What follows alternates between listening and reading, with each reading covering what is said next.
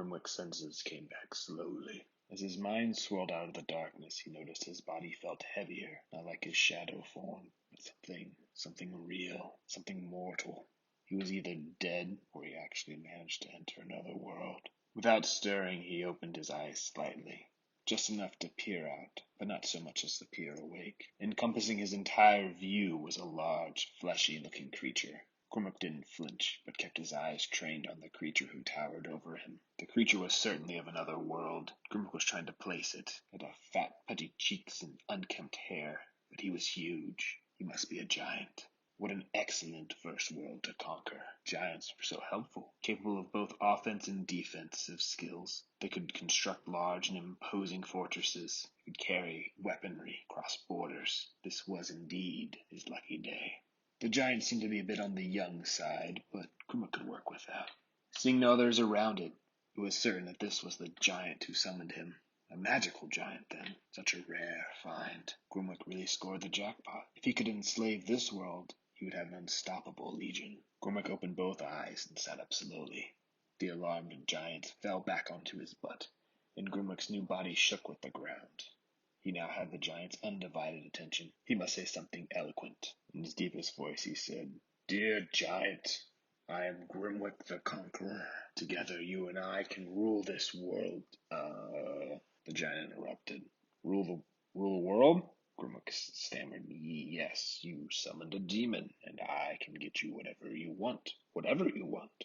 Money, fame, woman, giant." The giant began to look around uncomfortably. I'm okay. No need to rule the world. Kinda just trying to graduate school." So the giant was indeed a child. No matter. That made him all the more impressionable. "That's quite all right." Grimwick tried his best demon voice again. "I did quite well in school. Graduated the top of my class. I'm sure giant school is no problem." The giant let out a sigh that nearly blew Grimwick back. "That is a relief," the giant said. "I'm no good at school, and baking is my best class, but I don't think that will get me a good magical job." So there was magic here, and it seemed to be a profession. Excellent. And this one was starting to be a wizard of sorts. This was almost too perfect. "Fear not, giant, for I am a demon who knows many spells. We'll get you conquering in no time." The giant scratched his head. I might have done something wrong. You think yourself a demon now, huh? You still seem harmless enough."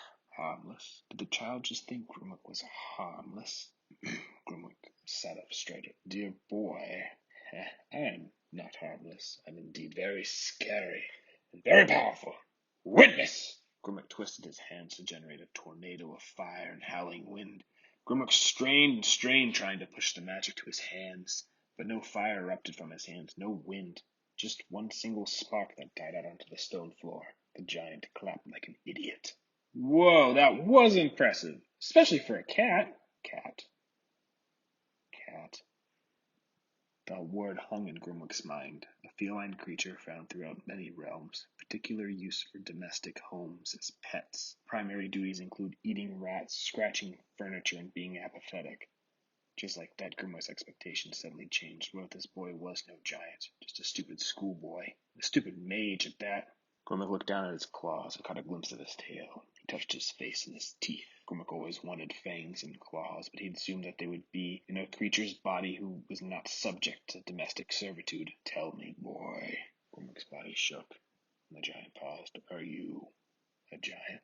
The boy shook his head. "And did you summon me in the body of a cat?" The boy seemed confused. "Summoned? You were dying and I saved you." Grimwick rubbed his claws into his face. "I wasn't dying, boy. I'm a demon. I'm immortal. But was a cat dying?" The boy nodded his head slowly. "And what spell did you use?" The boy's confusion was growing to become more worried. I used a book." "What book?" It caught fire. "I don't know." The boy started to cry. "I just wanted to help. I did summon the demon." Grimwick screamed in his mind. What would the Legion say? When you were summoned, you were given a vessel of power, something to strike fear into the world you were conquering. And this boy put him into a cat? Oh, and the librarian would know. She'd recorded in her ledger. Oh, he hoped that goofy woman picked a good name for him, but she must just be laughing in that stupid chair of hers. It was a cat, a stupid pet cat. Grimwick screamed at the boy. You'll pay for this, child. Is this a joke to you? Grimwick jumped up on him, and with his claws outstretched, maybe at least he could rough up this child a little bit. The boy yelled, "Don't hurt me!" Grimwick felt heavier, not of guilt, but physically heavier. He looked at his wrists, and a golden band of light appeared around both wrists and then vanished. Grimwick figured a weak spell. Maybe a few scars on this boy would make him a little less baby-faced. He slashed at the boy with his new claws. But each swipe seemed to phase through the boy. Grimwick put one finger with its nail outstretched, and as he moved slowly and pressed the talon against the boy's cheek, his talon receded into Grimwick's finger without control. Did this idiot boy just put a spell on Grimwick so that he couldn't hurt him? The golden light must be a restraint of sorts. He looked down at the blubbering boy. Pathetic. Grimwick mumbled, "All my years waiting to be summoned, and I get summoned into the body of a cat and tied to a sobbing summoner." Grimwick hopped off the boy and started to observe the rest of the surroundings. He was in a library.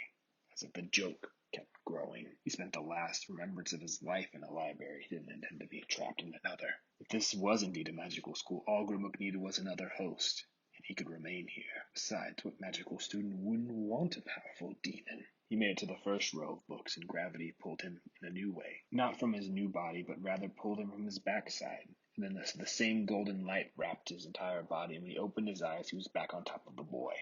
Somehow, the blubbering fool had managed to teleport him back. "Hey, so you can do magic?"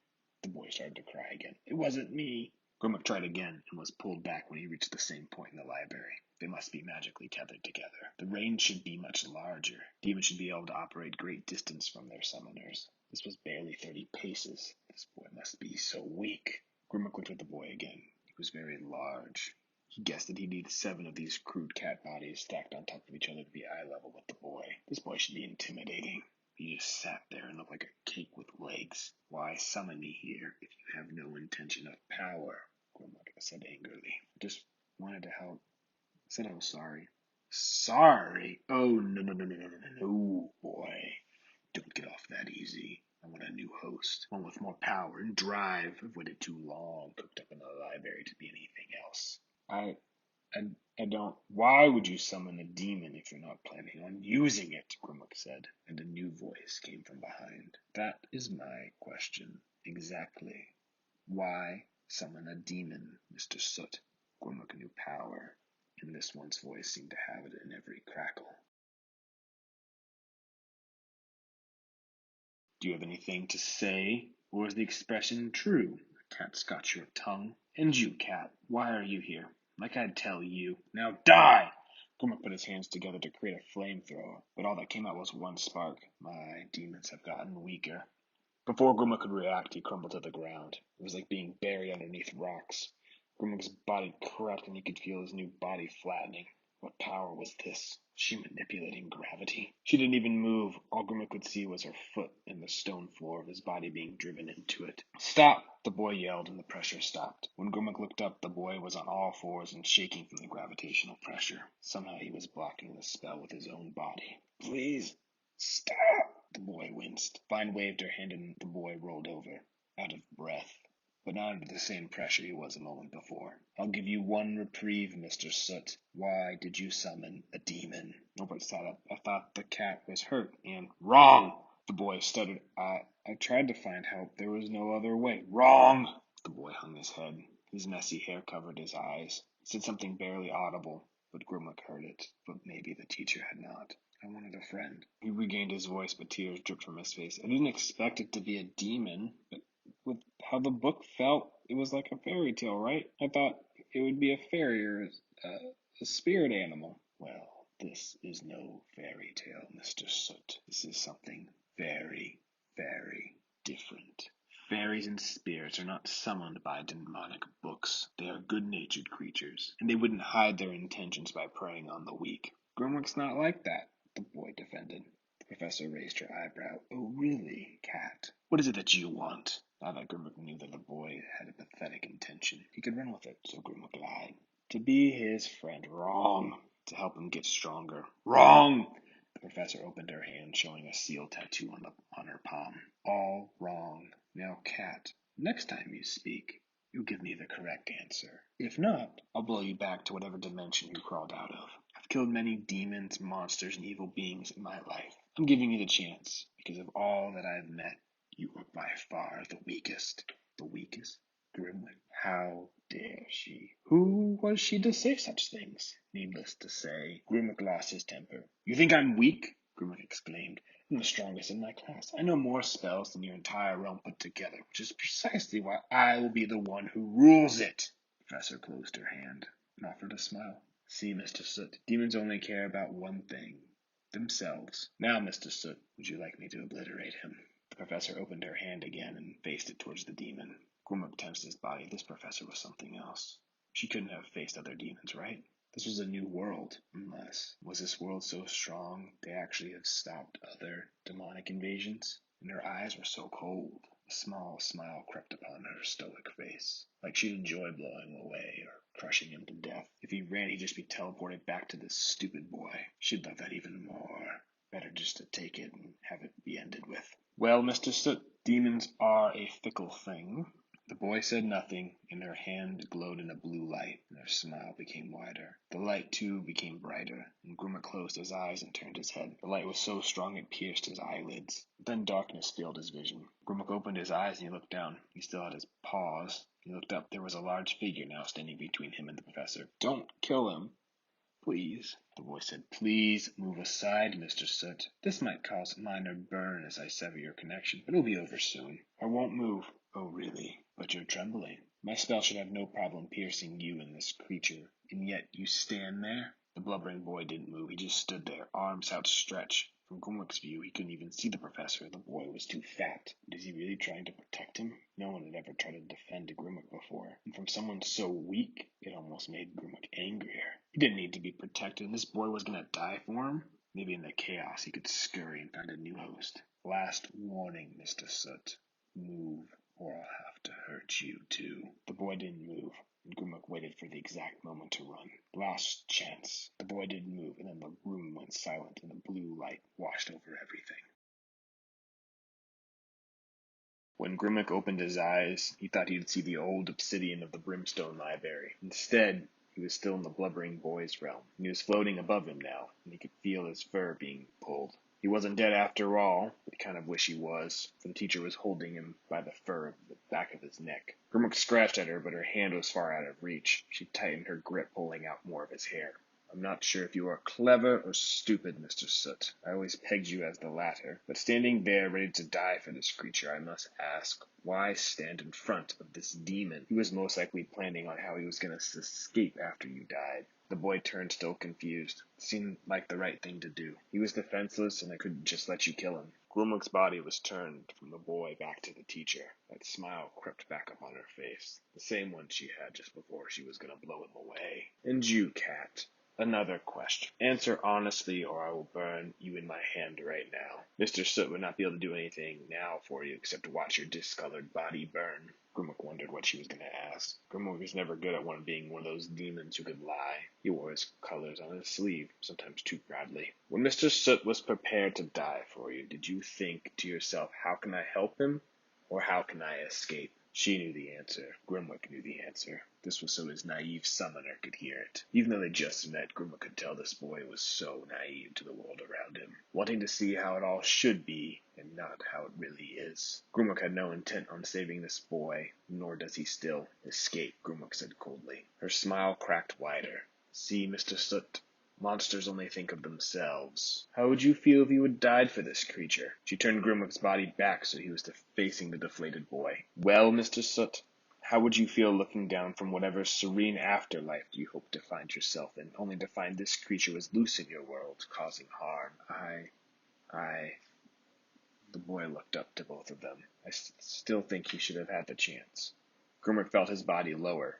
Her grip loosened. She must have not expected such an answer. Grimwick certainly wasn't. But that moment was fleeting, and Grimwick's fur got tighter, and just like that he was swung like a rag doll in front of the boy's face even closer now. This monster, this creature, you think deserves a chance? The boy looked into Grimwick's eyes, pouted his lower lip, and nodded. I do. Hold out your arms, the teacher said. So the boy did, and Grimwick noticed something. The boy's robes were tattered and singed, and some of his sleeves were completely burned away.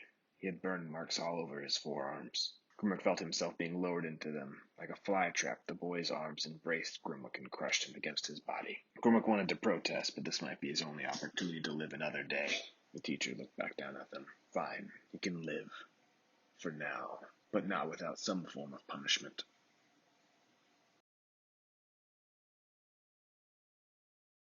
The boy tensed. His arms clutched Grimwick tighter as he waited for his punishment. Grimwick tried to wiggle free, but the boy's grip was too strong, and his claws kept receding when he tried to make contact with his skin. He is a demon and should be destroyed. In fact, summoning a demon is punishable by death in the majority of the world's kingdoms. However, being that we are a global mage institution, this is considered a neutral territory, and that rule unfortunately does not exist here.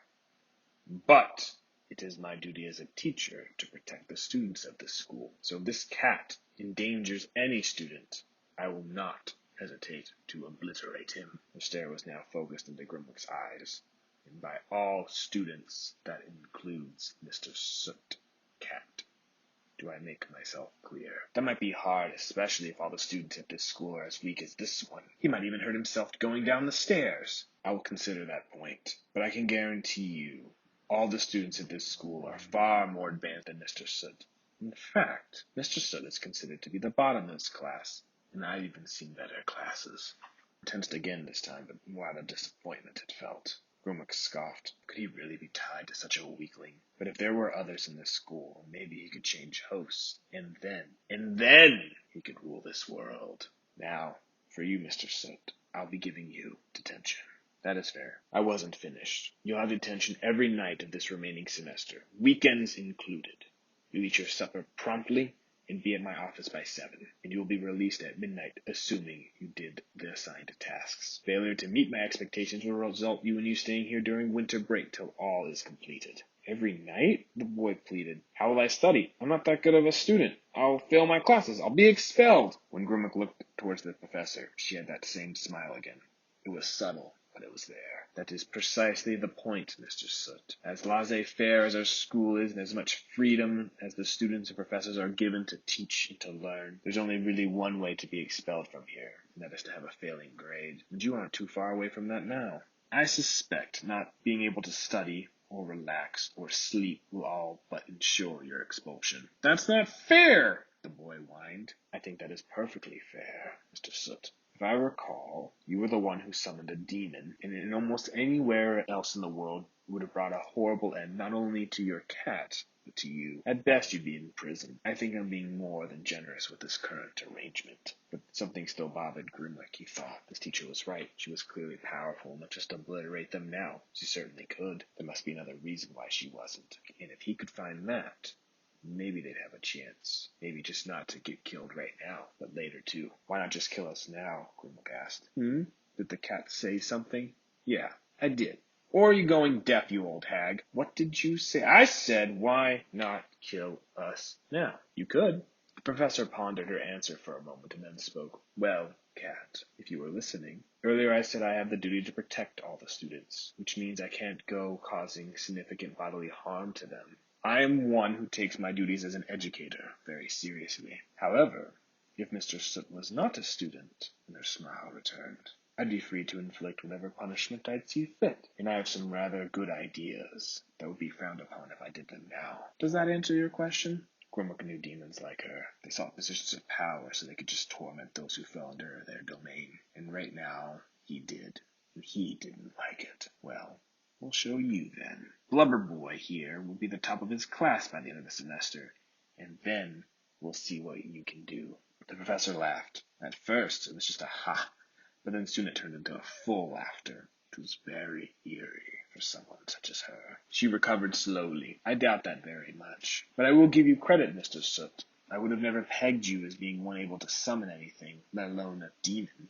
I think I've been judging your assignments too kindly. Summoning something, even a measly cat, is something that a 4th year might be able to do, and I will judge your assignments accordingly from now on. The boy stammered again. 4th years? At that point, they're practically mages. If you graded me at that, I'm gonna fail. And then Grimwick replied back, oh yeah? Grade him like a 6th year. He'll show you up. The professor looked down at the demon. You really have no idea of our world, do you? 6 years would be in our master's program, and Mr. Soot would have no chance in getting into one of those, especially since he won't pass the first semester of his first year. Think before you speak, Cat. Does not look favorably upon you. The professor looked at her wrist. No visible time-telling mechanism was apparent. Well, I have somewhere to be, and you two have a lot of long nights ahead of you. I suggest you get as much sleep as you can tonight, but don't forget to study either. We wouldn't want you to fail any of your courses. She began to laugh as she walked away. The boy didn't move, and the two just stayed in the chamber as she moved further into the distance. Oh, and Cat, try not to stand out around the school. Pets are allowed, but they do not talk, and they walk on all fours. It is best that you know this now. My, so chatty to start, and now both so glum. You two really make the perfect pair. She disappeared down the corridor and left the two alone.